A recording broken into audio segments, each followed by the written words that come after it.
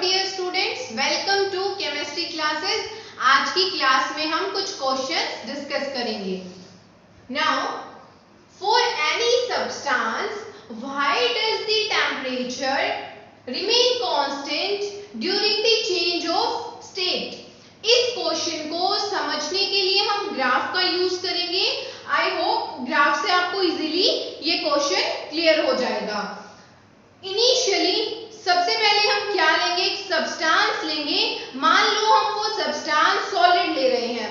Solid substance को हम heat supply करेंगे। जैसे ही हम सॉलिड सब्सटेंस को हीट सप्लाई करेंगे उसका टेम्परेचर इंक्रीज होता जाएगा जब तक वो उसके मेल्टिंग पॉइंट तक नहीं पहुंच जाता। जैसे ही हम सॉलिड सब्सटेंस को हीट करेंगे उस सब्सटेंस का टेम्परेचर इंक्रीज होता जाएगा और इस पॉइंट पर आकर उसका टेम्परेचर इंक्रीज होना बंद कर देगा।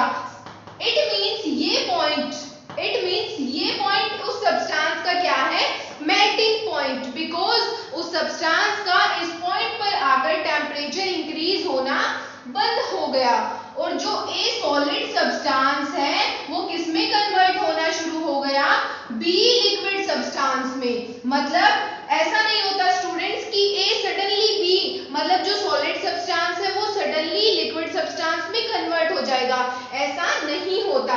बिट बाय बिट या फिर fraction by fraction solid substance liquid substance में कन्वर्ट होता जाएगा और जब तक कंप्लीटली ए मतलब सॉलिड सब्सटेंस कंप्लीटली जब तक लिक्विड सब्सटेंस में कन्वर्ट नहीं हो जाता टेम्परेचर में कोई इंक्रीज नहीं होगा, टेम्परेचर कांस्टेंट रहेगा, टेम्परेचर चेंज नहीं होगा और सिर्फ क्या होगा, बिट बाय बिट या फिर फ्रैक्शन बाय फ्रैक्शन जो सॉलिड सब्सटेंस है वो लिक्विड में कन्वर्ट होता जाएगा। और जैसे ही completely solid substance completely liquid substance में कन्वर्ट हो जाएगा देन टेम्परेचर इंक्रीज होना शुरू कर देगा।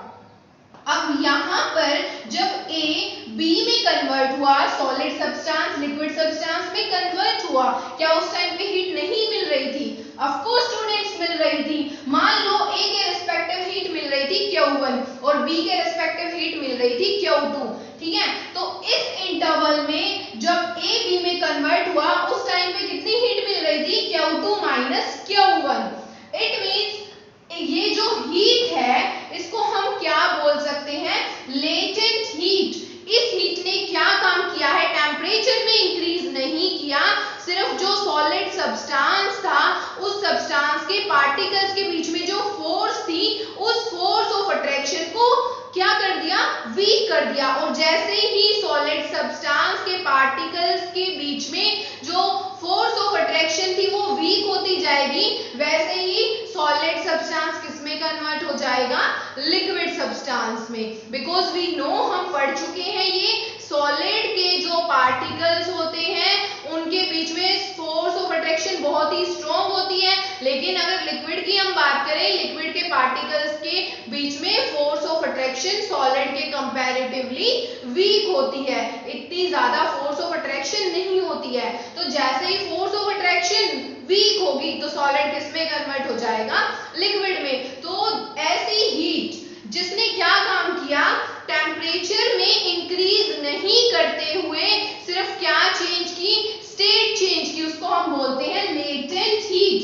लेटेंट का मतलब होता है हिडन, तो आप इसको बोल सकते हो हिडन हीट। और इसने क्या काम किया, टेम्परेचर को इंक्रीज नहीं किया, सिर्फ और सिर्फ जो सॉलिड के जो पार्टिकल्स थे उनके बीच में फोर्स ऑफ अट्रैक्शन थी उसको वीक कर दिया और टेम्परेचर इंक्रीज नहीं किया, तो इसको हम बोलेंगे latent heat. Now once the change of state of a substance starts, the energy which is now supplied is being used as latent heat.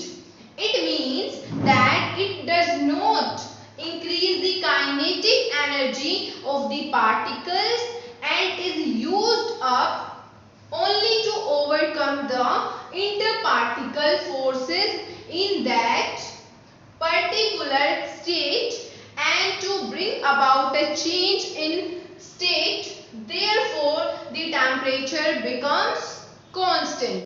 Now next suggest a method to liquefy atmospheric gases. Method suggest करने हैं हमें कि हम कैसे, किन method से हम atmospheric gases को लिक्विफाई कर सकते हैं। तो देखेंगे, अगर हम सॉलिड की बात करें तो सॉलिड के जो पार्टिकल्स होते हैं उनके बीच में बहुत ही कम स्पेस प्रेजेंट होता है, बहुत ही मिनिमम स्पेस प्रेजेंट होता है सॉलिड के पार्टिकल्स के बीच में। अगर हम लिक्विड्स की बात करें तो सॉलिड के कंपैरेटिवली लिक्विड्स में के पार्टिकल्स के बीच में ज्यादा स्पेस प्रेजेंट होता है। वहीं पर अगर हम गैसेस की बात करें तो गैसेस के पार्टिकल्स के बीच में बहुत ही ज्यादा स्पेस प्रेजेंट होता है। ये सॉलिड है, ये सॉलिड है, ये लिक्विड है और ये गैस है। सॉलिड के पार्टिकल्स के बीच में स्पेस बहुत ही मिनिमम प्रेजेंट होता है। लिक्विड के पार्टिकल्स की अगर हम बात करें तो सॉलिड के कंपैरेटिवली ज्यादा स्पेस प्रेजेंट होता है। वहीं पर अगर हम गैसेस की बात करें तो गैसेस के पार्टिकल्स के बीच में सबसे ज्यादा स्पेस प्रेजेंट होता है, बहुत ही ज्यादा स्पेस प्रेजेंट होता है। अगर हमें सॉलिड से लिक्विड में कन्वर्ट करना है या फिर लिक्विड से गैस में कन्वर्ट करना है तो हम क्या करते हैं, टेम्परेचर को इंक्रीज करते हैं। जैसे ही हम टेम्परेचर को इंक्रीज करेंगे तो सॉलिड किस में कन्वर्ट हो जाएगा, लिक्विड में, या फिर अगर लिक्विड सब्सटेंस है तो फिर लिक्विड किस में कन्वर्ट हो जाएगा, गैसेस में। लेकिन अगर हमें गैसेस को लिक्विड में कन्वर्ट करना है या फिर लिक्विड को सॉलिड में कन्वर्ट करना है तो हम क्या करेंगे, इट मींस हमें इन पार्टिकल्स को क्लोज लेके आना है। अगर हम गैस को लिक्विड में कन्वर्ट कर रहे हैं तो इट मींस गैस के जो पार्टिकल्स हैं हमें उनको क्लोज लाना पड़ेगा।